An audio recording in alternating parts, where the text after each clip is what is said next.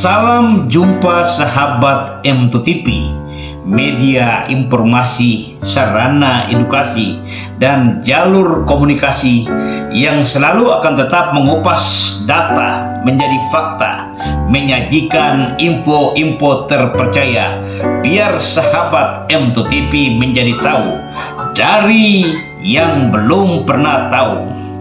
Dan kali ini kami akan mengulas tentang Anies Rashid Baswedan dan Koalisi Perubahan.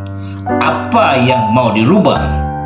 Tetapi sebelum kami lanjutkan ulasan ini, jangan lupa subscribe, like, dan komen konten-konten M2TV, biar kami akan tetap mengulas isu-isu menarik yang tentu akan menghebohkan.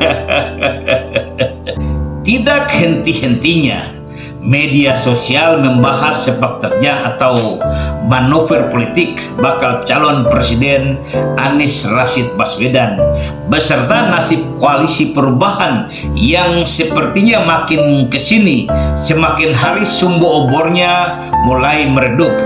Mungkin karena sudah mulai kekurangan minyak ataupun sebagian sumbunya sudah masuk angin. Mungkin juga karena kelap ke dalam air. Tetapi memang unik untuk selalu dibahas. Kenapa unik? Karena kalau dibilang pintar sudah tentu seorang Anies Rashid Baswedan bakal calon presiden setengah jadi itu adalah intelektual muda dan memiliki kecerdasan di atas rata-rata. Tetapi sayang, mengapa begitu mudah mau-maunya bekerja keras, membuang-buang tenaga dan biaya yang tidak sedikit, melakukan kampanye dari kota Sabang sampai ke Merauke seluruh Indonesia, seakan-akan dirinya sudah menjadi calon presiden. Padahal hal ini tentu merupakan sesuatu pekerjaan yang konyol. Faktanya sampai hari ini, koalisi perubahan yang diidam-idamkan sepertinya hanya akan meninggalkan kisah sedih. Hal ini karena Ketua Umum DPP Partai Nasdem Surya Paloh sudah mulai bermain mata dengan partai-partai koalisi pendukung pemerintahan Presiden Joko Widodo, seperti Partai Gerindra, Partai Golkar, dan Partai PKB.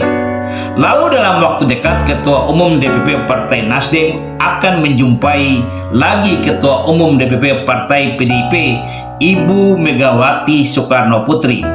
Sudah tentu ketika suhu politik semakin menghangat ini, agenda penting pembicaraan ketua-ketua partai politik pasti menyatukan persepsi dalam menilai figur-figur terbaik bangsa ini untuk dicalonkan menjadi Presiden Republik Indonesia tahun 2024. Dan ketika ada persamaan persepsi, persamaan ideologi, dan persamaan tujuan, sudah tentu akan dilanjuti dengan apa yang dinamakan pembentukan koalisi partai untuk mengusung calon presiden yang sudah disepakati.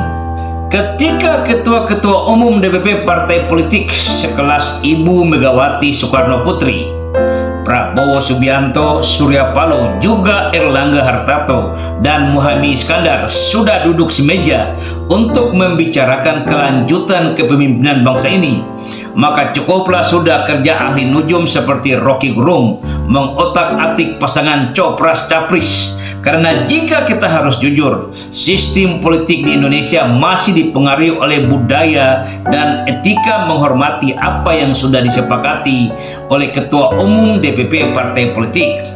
Dan tinggal saja Sekretaris Jenderal partai politik yang akan mengeksekusi apa yang sudah diputuskan oleh Ketua Umum.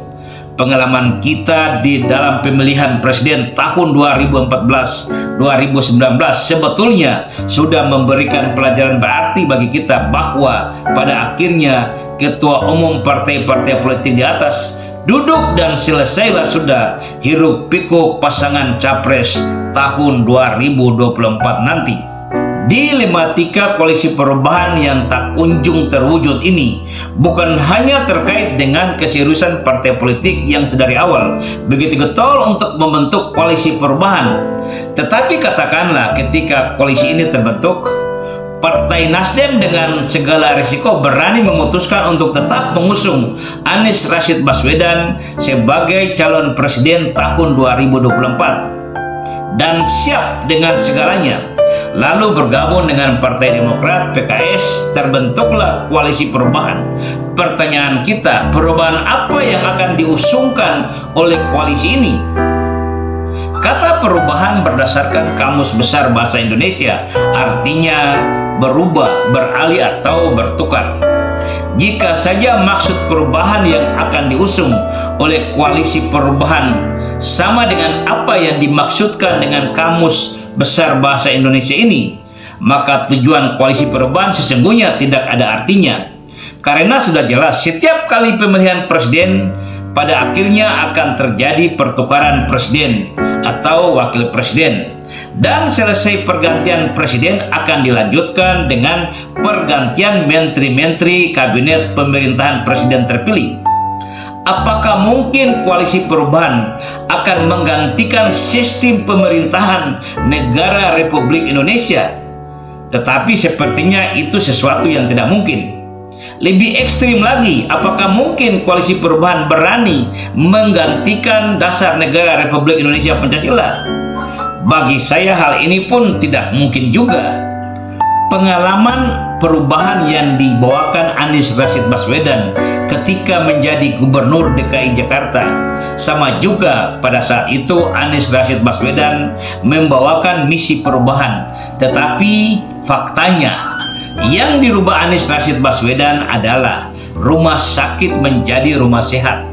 Dan Anies Rashid Baswedan juga merubah nama beberapa jalan di ibu kota Jakarta. Hal ini tentu akan memberikan dampak besar administrasi kependudukan warganya. Dan akhirnya pergantian nama rumah sakit menjadi rumah sehat dan nama beberapa jalan di ibu kota Jakarta terkesan dicuekin oleh warga ibu kota Jakarta. Hal ini karena perubahan yang diusung Anies Rashid Baswedan bukan hanya membingungkan rakyat, tetapi sekaligus menyusahkan rakyat. Tapi memang dalam manajemen suksesi, kata perubahan selalu menjadi alat sekaligus senjata ampuh untuk membakar semangat simpatisan dan kelompok pendukung, terutama bagi kelompok oposisi. Perubahan apa yang akan terjadi mereka sendiri tidak tahu.